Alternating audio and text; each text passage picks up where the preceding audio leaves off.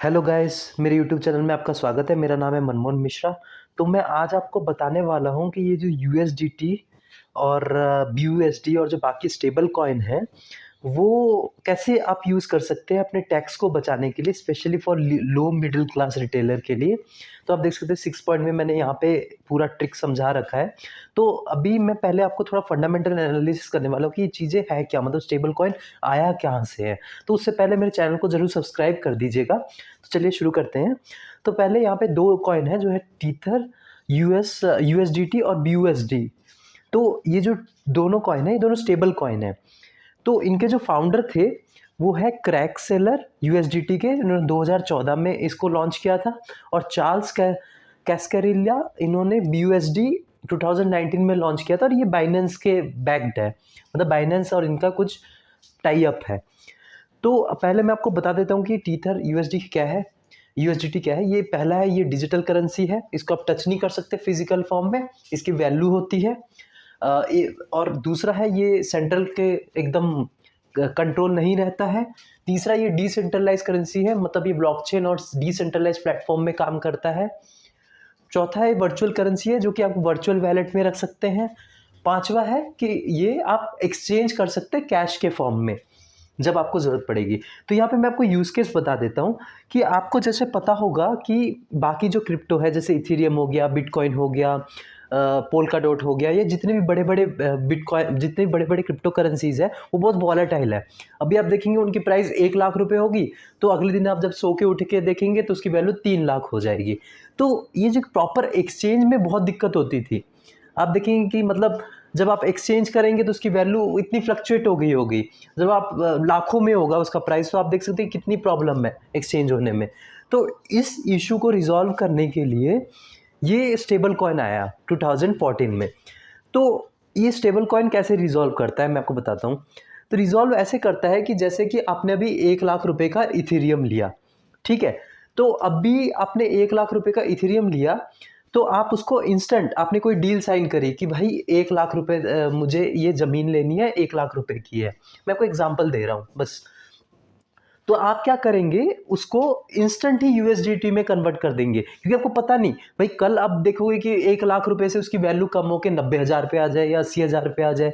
और यूएसडीटी क्या है, वो एकदम स्टेबल कॉइन है, मतलब इसकी जो वैल्यू है आप देख सकते हैं 81.48 रुपीज़। तो ये हार्डली 78 से लेकर 83 रुपीज़, इसी के बीच में इर्द गिर्द में घूमता रहता है, क्योंकि ये यूएसडी की जो वैल्यू होती है, मतलब यूएस डॉलर की जो वैल्यू होती है, उसी को ही ये सिंक में चल रहा होता है, मतलब 1:1 रेशियो में चल रहा होता है। तो आप ये चीज़ आप वो डील कर सकते हैं इंस्टेंट, आप उसको कन्वर्ट करके उसके बाद आपको टेंशन की ज़रूरत नहीं है, आप कल उसको पे कर सकते हैं। वो स्टेबल रहता है, कुछ पॉइंट में थोड़ा बहुत इधर उधर होगा, बढ़ भी सकता है, कम भी हो सकता है, तो लेकिन इतना तो वॉलेटाइल नहीं होगा ना जो इथेरियम और बाकी जो कॉइन्स हैं, जितनी क्रिप्टो। तो इसीलिए ये इसको लॉन्च किया था। तो सेकेंड पॉइंट में आप देख सकते हैं कि ये क्या है, peer to peer money transfer आप इंटरनेट के थ्रू कर सकते हैं। तीसरा point, alternate payment system to currency. तो ये है ही, आप ये एक तो person to person money transfer कर सकते हैं जिसकी वैल्यू होगी, और ये करेंसी के अल्टरनेट वे में भी आप यूज़ कर सकते हैं जिसकी वैल्यू होगी आप सेल करके। चौथा, ये स्टेबल कॉइन है फॉर एक्सचेंज, मैंने आपको बता दिया। तो पांचवा जो है, having a close value of $1, it is called a copy of the US dollar. तो यूएस डॉलर का ये कॉपी है एकदम, ठीक है। अब छठा पॉइंट जिसके लिए वीडियो बना रखा है कि आप इससे टैक्स एस्केप कैसे कर सकते हैं अगर आप लो मिडिल क्लास रिटेलर्स हैं, मतलब अगर आप लो मिडिल क्लास है। फॉर एग्जांपल मैं आपको एग्जांपल देता हूं कि आप कैसे कर सकते हैं। जैसे कि आप आज 1 लाख रुपए का इथीरियम लेते हैं, ठीक है ना, और आपको पता चला 10 दिन बाद इथीरियम की वैल्यू 4 लाख हो गई, ठीक है। तो आप क्या करेंगे, आपको पता चल गया कि भाई 10 दिन में मतलब मेरे को तो 4x प्रॉफिट मिल गया, मतलब 400% के करीब। तो अब आप क्या करेंगे, वो 4 लाख को, अब 4 लाख को आप कन्वर्ट कर देंगे यूएसडीटी में। तो आपने सेल नहीं किया, आपने कन्वर्ट कर दिया। तो गवर्नमेंट को तो पता नहीं चला, क्योंकि आपने सेल ही नहीं किया, आपने प्रॉफिट तो बुक किया ही नहीं। वो सोचेगा कि भाई आपने तो कन्वर्ट कर दिया यूएसडीटी के फॉर्म में। तो अब जब आपने उसको यूएसडीटी के फॉर्म में कन्वर्ट कर दिया, तो 4 लाख की वैल्यू जितनी यूएस डॉलर में मतलब होगी, वो मतलब इंडियन करेंसी में जो 4 लाख की वैल्यू होगी, वो यूएसडीटी जो डॉलर में होगी, वो वैल्यू की आपको यूएसडीटी मिल जाएगी, ठीक है, क्रिप्टो में। तो आप क्या कर सकते हैं, आप क्या करेंगे कि मंथली उसको 5 सेल करके 5,000 या 10,000 रुपये या 15,000 रुपये आप अपने बैंक में डाल सकते हैं। तो इतने कम पैसे अगर आपके बैंक में सेल करके आ रहे हैं तो गवर्नमेंट को ज़्यादा कुछ पता नहीं चलेगा, ठीक है ना, क्योंकि ये आपके स्मॉल स्केल पे हो रहा है। इसलिए मैंने यहाँ पे लिख रखा है कि tax escape system can be possible for low middle class retailer. अगर आप 1 लाख 2 लाख रुपए तक का इन्वेस्टमेंट करते हैं तो ये चीज़ें पॉसिबल है। अब ये इनकी करोड़ों में हो रहा है। अब जैसे कि जो बंदे ने 1 करोड़ रुपए लगाया, उसका देख 15 करोड़ हो गया, तो वो मंथली तो भाई 5,000 रुपये तो सेल कर नहीं सकता यूएसडीटी में कन्वर्ट करके। वो कहीं ना कहीं जाके अगर मंथली वो 2 से 3 लाख रुपए भी मंगवाता है, बैंक में आते हैं, तो डेफिनेटली गवर्नमेंट उसको पूछेगी कि भाई इतने सारे पैसे कहाँ से आ रहे हैं मंथली तेरे। अब वो 5,000 तो मंगाएगा नहीं। अब इसमें क्या है कि भाई 5,000 10,000 रुपये आप मंथली सेल कर रहे हैं यूएसडीटी धीरे धीरे करके, या P2P आपने किसी को दे दिया फोन पे से, तो वो गवर्नमेंट को पता नहीं चलता है, वो ध्यान भी नहीं देते। आपको पता है मतलब जितने लो लेवल की चीज़ें होती है वो ध्यान क्यों देंगे? प्रॉफिट भी बोलेंगे कि भाई 3-4 लाख 2 लाख का हो रखा है कहीं से, वो देखेंगे भी, ज़्यादा ध्यान नहीं देंगे। लेकिन जो बड़े रिटेलर्स हैं ना, उनके लिए ये ट्रिक काम नहीं है। कहीं ना कहीं वो जाके पकड़े जाएंगे, क्योंकि जब आप बैंक में पैसे लाएंगे तो इतने बड़े अमाउंट आएंगे तो वो डेफिनेटली शक करेंगे। इसीलिए ये यूएसडीटी आपको फ़ायदा इसीलिए देगा कि आप जैसे अभी 1 लाख रुपए तक का वो मंगा रहे हैं, मतलब इथीरियम खरीद लिया है, 4 लाख आपको 10 दिन में प्रॉफिट हो गए, आप इंस्टेंट 4 लाख बैंक में मत मंगाइए, फिर डेफिनेटली आपका बैंक बंद हो जाएगा, इंस्टेंट वो सीज कर देंगे, मतलब इंस्टेंट वो आप देखेंगे ब्लॉक हो जाएगा कि भाई इतने सारे अमाउंट अचानक से कहाँ से आ गए, मतलब 4 लाख जो भी है। तो इसीलिए आप यूएसडीटी में कन्वर्ट करके उसको स्टेबिलिटी ला सकते हैं, फिर उसको मंथली आप 5,000 10,000 रुपये उसमें आप विड्रॉ कर सकते हैं, या फिर आप वो 5 से 10,000 रुपये जो सेल कर आप P2P भी कर सकते हैं। बाइनेंस ने प्रोवाइड कर रखा है P2P, तो वो भी आप कर सकते हैं, तो उसमें भी आपको थोड़ा प्रॉफिट मिलता है। तो बेसिकली आप इस वे में टैक्स से एस्केप कर सकते हैं अगर आप लो मिडिल क्लास वाले रिटेलर है, मतलब लो लेवल के, इतने ज़्यादा अमाउंट नहीं है, जितने ज़्यादा इन्वेस्टमेंट नहीं किया है। अब 7वां पॉइंट जो है वो है, ऑस्ट्रेलिया ने अभी रिसेंटली अपना स्टेबल कॉइन लॉन्च किया है। तो आप सब समझ सकते हैं कि क्रिप्टो कैसा फ्यूचर है, मतलब धीरे धीरे अपनी सारी कंट्रीज जो हैं वो सारे अपनी स्टेबल कॉइन लॉन्च कर रहे हैं, ठीक है।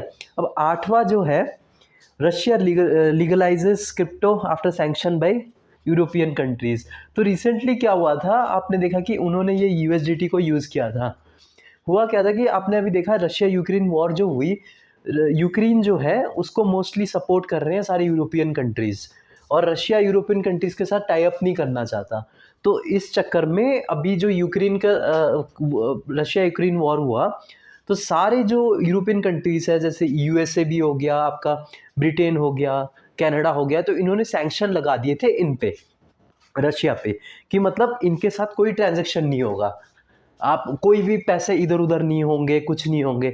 तो इसने क्या किया, जो पुतिन है, जो उनके प्रेसिडेंट है रशिया के, तो उन्होंने ये स्टेबल कॉइन के थ्रू कन्वर्जन किया था सारा पैसा। और आपको पता है ये ब्लॉकचेन पे काम करता है तो ट्रेसेबल है नहीं, तो उन्होंने सारा ट्रांजैक्शन, सारा कन्वर्जन, जितने भी मतलब वहाँ से ट्रांजैक्शन हुए फॉरेन कंट्रीज से, उन्होंने सारा इसी के थ्रू किया। इसी चक्कर में रशिया ने इसको लीगलाइज कर दिया, ताकि वो यूरोपियन कंट्री से इस वे से बच सके।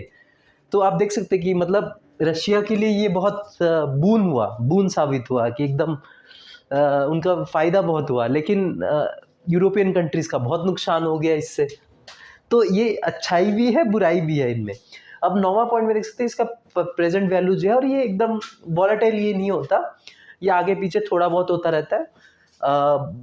वो आप ये सिंक में है, मतलब जो यूएसडी की वैल्यू है ना, मतलब जो डॉलर की वैल्यू है, उसी के हिसाब से ये चल रहा है।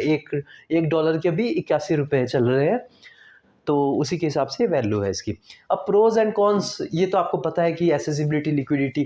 प्रोज तो आपको पता है कि इसकी लिक्विडिटी बहुत अच्छी रहती है, मतलब आप मतलब इंस्टेंट पैसे आप सेल कर सकते हैं और पैसे अपने बैंक में मंगा सकते हैं, जितने भी यूएसडी वैल्यू है।